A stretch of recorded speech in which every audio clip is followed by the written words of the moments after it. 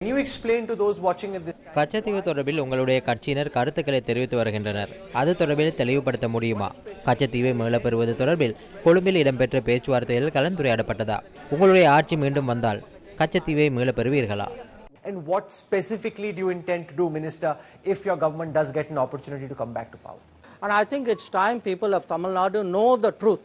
கச்சத்தீவு விவகாரத்தில் என்ன நடந்துள்ளது என்பதை தமிழ்நாட்டு அரசாங்கம் அறியும். தமிழக அரசாங்கம் உள்ளகத்தில் ஒரு நிலைப்பாட்டையும் பாராளுமன்றம் உள்ளிட்ட பொது வெளியில் முற்றிலும் மாறுபட்ட நிலைப்பாட்டையும் கொண்டுள்ளது. திராவிட முன்னேற்ற கழகமும் காங்கிரஸ் கட்சியும் கச்சத்தீவை தாரை வார்த்தன. எமது நாட்டு மீனவர்களை அந்த இரண்டு கட்சிகளே வஞ்சிக்கின்றன. எமது நாட்டு மீனவர்களின் உரிமைகளும் அவர்களால் மீறப்பட்டுள்ளன. அது தொடர்பில் நீங்கள் கவலைப்பட வேண்டிய அவசியமில்லை. எதிர்காலத்தில் என்ன செய்ய வேண்டும் என்பது எனக்கு தெரியும். I know what to do later. Right now, let's get the truth out. இதேவேளை தேர்தலுக்காக மாத்திரமே பாரதிய ஜனதா கட்சி கச்சத்தீவு தொடர்பில் கருத்து தெரிவிப்பதாகவும் கச்சத்தீவை மீட்பதற்கு பிரதமர் மோடி கடந்த 10 வருடங்களில் எதனை செய்துள்ளார் என காங்கிரஸ் கட்சியின் சிரேஷ்ட தலைவரும் முன்னாள் மத்திய நிதி அமைச்சருமான பழனியப்பன் சிதம்பரம் இன்று கேள்வி எழுப்பினார்.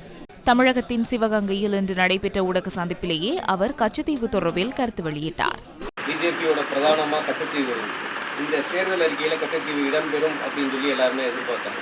இப்போ கச்சத்தீவு பற்றி சொன்னதெல்லாம் பொய் தான், அது ஒரு சந்தேகம் இல்லை. 27/1/2015 தகவல் உரிமை சட்டத்தின் கீழே கேட்கப்பட்ட கேள்விக்கு வெளியுறவுத்துறை அமைச்சகம் பதில் சொல்லியிருக்கிறது. Nobody has acquired or ceded Katchatheevu.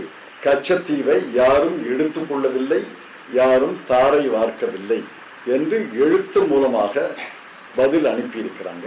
அன்னைக்கு பிரதமர் மாண்புமிகு திரு நரேந்திர மோடி அவர்கள் அன்றைய வெளியுறவுத்துறையினுடைய 2வது மூத்த அதிகாரி திரு ஜெய்சங்கர் அவர்கள் மறுநாளோ அதற்கு மறுநாளோ 28 ஜனவரி அல்லது 29 ஜனவரி அவர் வெளியுறவுத்துறை செயலாளராக பதவியேற்கிறார். கையெழுத்து போட்டு ஒரு பதிலை எழுதிவிட்டு 9 ஆண்டுகள் கழித்து பல்டி அடித்து குப்புற விழுந்து திராவிட முன்னேற்ற கழகமும் காங்கிரசும் சதி செய்து கச்சத்தீவை தாரை வார்த்து விட்டார்கள் என்று கூசாமல் பொய் சொல்கிறார்கள். ஏன் தேர்தல் அறிக்கையில சொல்லலத? 10 ஆண்டுகள் பிரதமராக இருந்தார். 10 ஆண்டுகள் இருந்தபோது கச்சத்தீவை பற்றி ஏதாவது பேசியிருக்கிறாரா? மீட்பதற்காக ஏதாவது நடவடிக்கை எடுத்திருக்கிறாரா? இலங்கை அரசிடம் தன்னுடைய ஆட்சேபனையை தெரிவித்திருக்கிறாரா? இதேவேளை இந்தியா கச்சத்தீவை மீள கேட்கும் பட்சத்தில் அதற்கு எதிர்ப்பு தெரிவிப்பதாக இலங்கை தமிழரசு கட்சியின் பாராளுமன்ற உறுப்பினர் சார்ல்ஸ் நிர்மலநாதன் தெரிவிக்கின்றார். கச்சத்தீவு தொடர்பாக கதை உச்சம் பெற்றிருக்கிறது.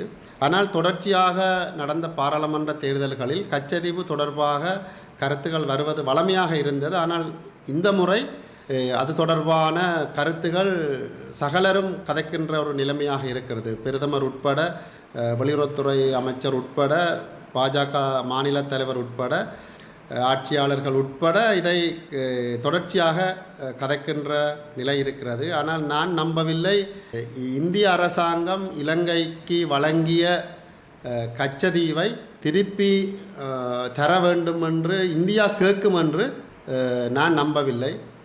அப்படி ஒரு நேரத்தில் இந்தியா கேட்டால் அதற்குரிய எதிர்ப்பை நாங்கள். இதேவேளை இலங்கையின் இறையாண்மைக்குட்பட்ட கச்சத்தீவை விட்டுக் கொடுப்பதற்கு தயாராக இல்லை என வடமாகாண மீனவர்கள் மீண்டும் இன்று வலியுறுத்தினர். இன்றைக்கு இந்தியா அந்த தேர்தல் விஞ்ஞாபனத்தில் கச்சத்தீவை பற்றி ஒரு சொல்லு வரையில்லை.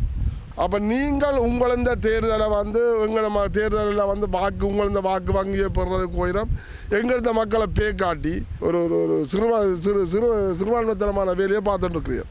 இது இலங்கையின் இறையாண்மைக்கு உட்பட்ட கச்சத்தீவு, இலங்கைக்கு சொந்தமான கச்சத்தீவு. இது ஒரு காலம் நாங்கள் விட்டு கொடுக்க போகிறதும் இல்லை. ஒன்று இதை பற்றி கதைக்க நாங்கள் விட மாட்டோம். ஏனென்று சொன்னால் நீங்கள் கச்சத்தீவை வாயில் எடுக்காமல் உங்களது அரசியலை நடத்துங்க. உண்மையின்படி அது சம்பந்தமாக எங்களது அரசாங்கம் மௌனமாக இருக்குது. இன்றைக்கு இது உண்மையாக எங்களது அரசாங்கம் இதுக்கு ஒரு முற்றுப்புள்ளி வைக்கணும். இந்த கச்சத்தீவை பற்றி இனிமேல் யாரும் பாயதரக்கூடாதுன்னு சொல்லி ஸ்ரீலங்கான்னு சொல்லி எங்களது கடலுக்குள்ள இன்றைக்கு எல்லா தாண்டி மீன் பிடிச்சி எங்களது கடல் வளத்தை முற்றா நாசமாக்கி இன்றைக்கு அழைச்சி கொண்டு இருக்கிறீர்கள்.